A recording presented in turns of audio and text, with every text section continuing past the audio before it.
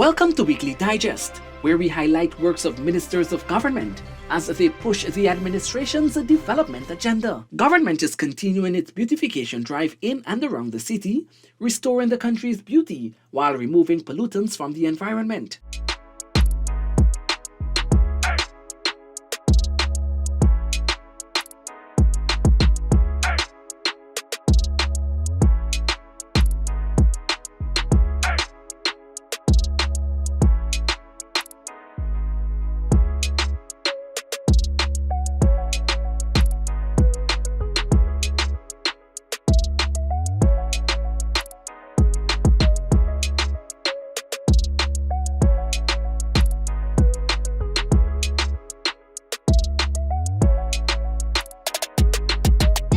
What we've done today is basically the start of a national cleanup campaign.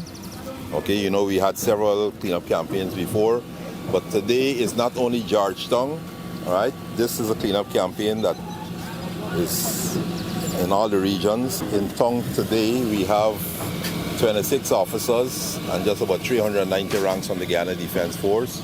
And we have 100 ranks on the Guyana Police Force that are engaged in cleaning between Pegasus and Camp Street, and they've also committed that every month, Countrywide. This is just Georgetown, but police countrywide are doing cleanups too. Minister Rodrigues also led a team of soldiers in the National Enhancement Exercise. To create a culture where people are conscious that they must not litter. That is the bigger aim here. It's beyond picking up trash. It's trying to foster a culture where people are conscious, not to litter, to keep Guyana clean. We want to be able to live in a country that we are proud of. And it starts with the little things. Over at East Rheinfeld Market, Minister of Tourism, Industry and Commerce, Onij Walran, participated in the National Enhancement Exercise. For the citizens, for them to see that even on this level, at the ministerial level, the high-ranking officials in the army, everybody can get involved and everybody can lend a hand into beautifying and keeping our city and our country clean and ridding it of the garbage that is become a real bugbear to us in our everyday life.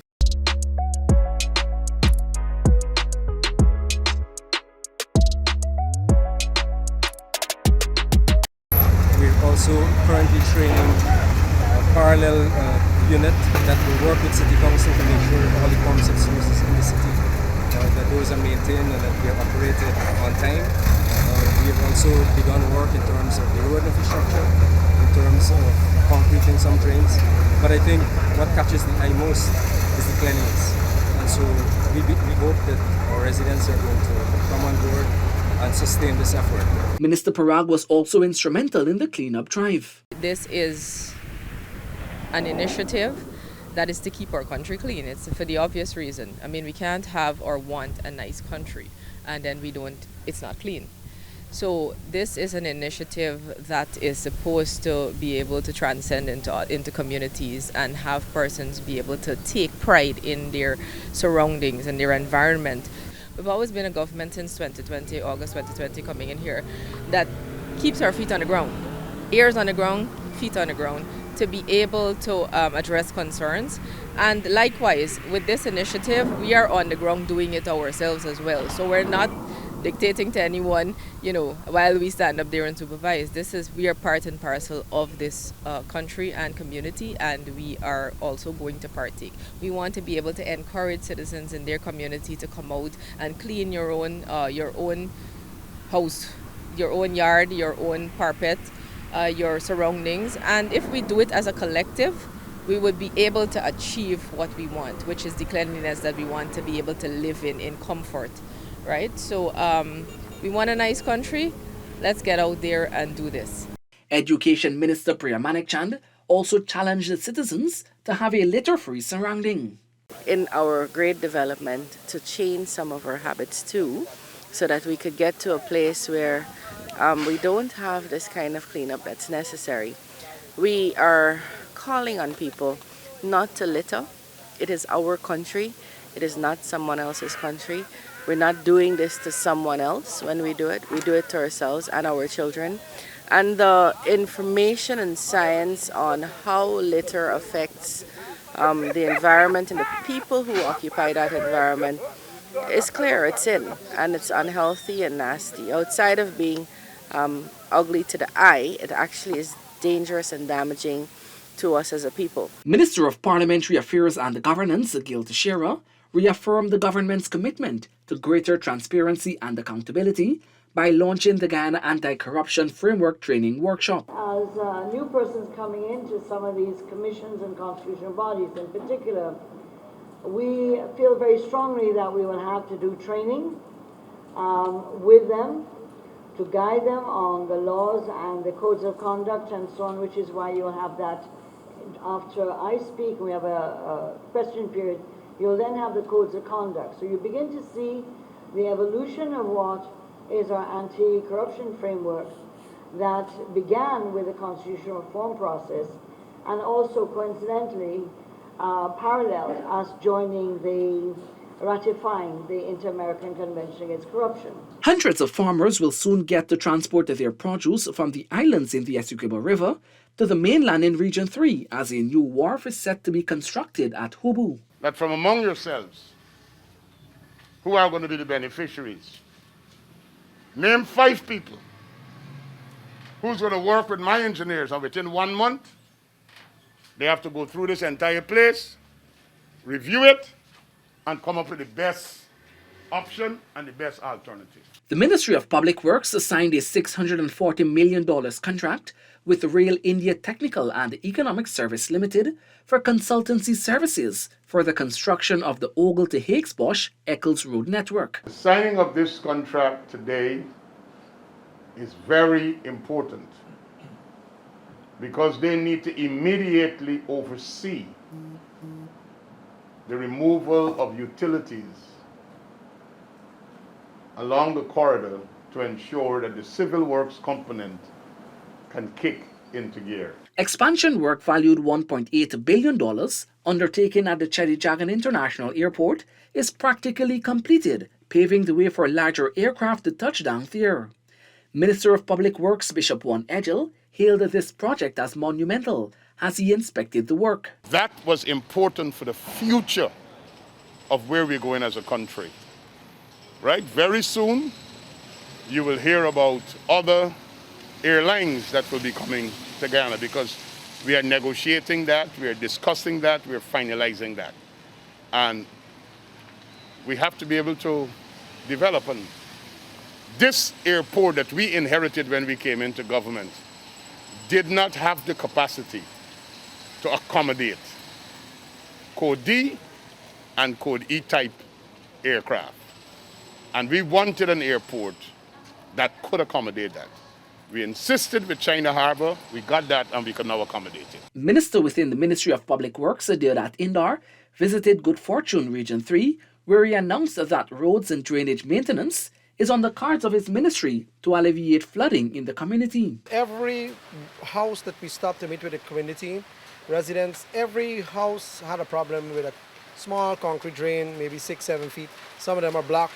So the community get a lot of flooding. So we are doing the road, but we have to do the drains as well. As such, Minister of Public Works Bishop Juan Edgell visited a number of riverine communities along the Berbice River as heavy rainfall continues to affect a number of regions across Guyana. The need for improved safety practices in the local maritime sector was underscored by Minister of Public Works Bishop Juan Edgell. Minister Edgell was speaking at the naming ceremony of the Sea Corps Marine vessel held at the Guyana Shore Base Incorporated, Houston, East Bank, Demerara. It is said that the greatest threat to safety and security is to believe that there is none. If you believe that there is none, that's the greatest threat. It's not anything else. We must operate in an environment where we believe that it is important. And I would want to see higher standards as it relates to safety and operation of the vessels in our waters, our coastal waters and in our EEZ. Agriculture Minister Zulfikar Mustafa met with a delegation of senior government officials from Trinidad and Tobago to discuss agricultural development. The possibility for exchange of programs in the areas of crop development, the management of pests and diseases, genetic material for crops and livestock, among other things were discussed. Minister Mustafa said Guyana was able to develop a solid agriculture sector by ensuring the necessary resources are made available to farmers. He also commissioned $37 million worth in agri-machinery at the Guyana Marketing Corporation Pack House Sophia as government strengthens the GMC's capacity and improves the services that are being provided to farmers, processors and exporters. Today as a government, we are driving Guyana, we are driving the agri-food system, the agriculture agenda. Our president is leading excellently in that field, so much so that the entire Caribbean are looking forward to Guyana for its leadership. On the health blotter, the Ministry of Health and the Pan-Caribbean Partnership Against HIV and AIDS, PANCAP, has begun its South-South Knowledge Exchange event that will be focusing on Guyana's experience in implementing pre-exposure prophylaxis and HIV self-testing. Minister Dr. Frank Anthony outlined Guyana's method of identifying and treating persons with HIV and AIDS. And one way of doing that is obviously to do PrEP. So we, maybe about 2 years ago, we were only doing PrEP for discordant couples, and now we have changed that to make sure that PrEP is available to everybody. As resources in the fight against HIV and AIDS dwindles globally, countries are being urged to work collectively to reduce the spread of the virus. Minister Anthony said sharing best practices and information to strengthen programs is necessary.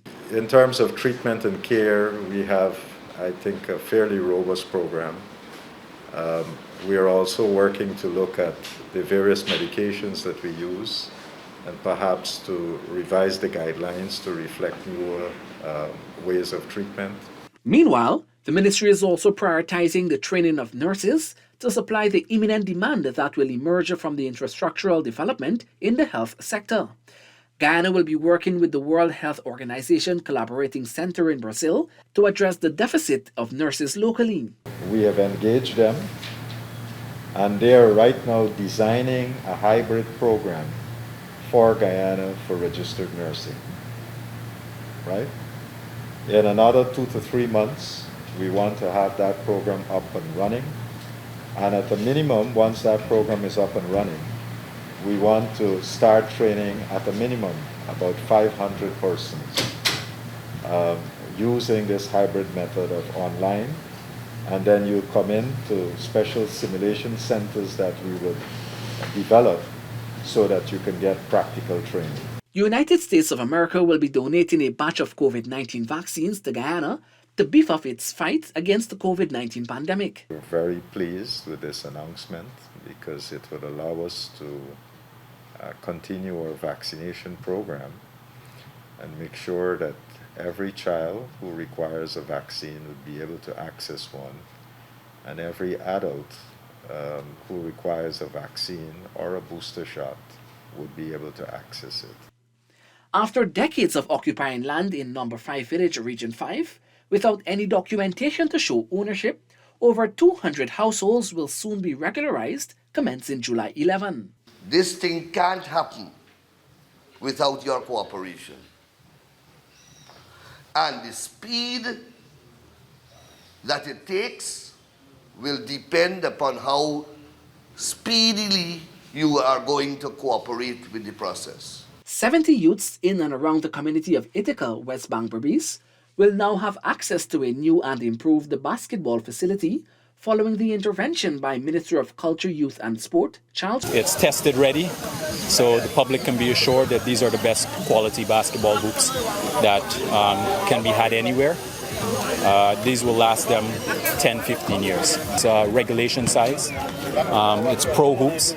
It means that for folks who really want to take the game to the next level and also be encouraged by having the equipment and the facility, it means that they now have an opportunity to do that. The Ministry of Human Services and Social Security, through the Young Influencers program, inducted 30 young influencers in its second batch.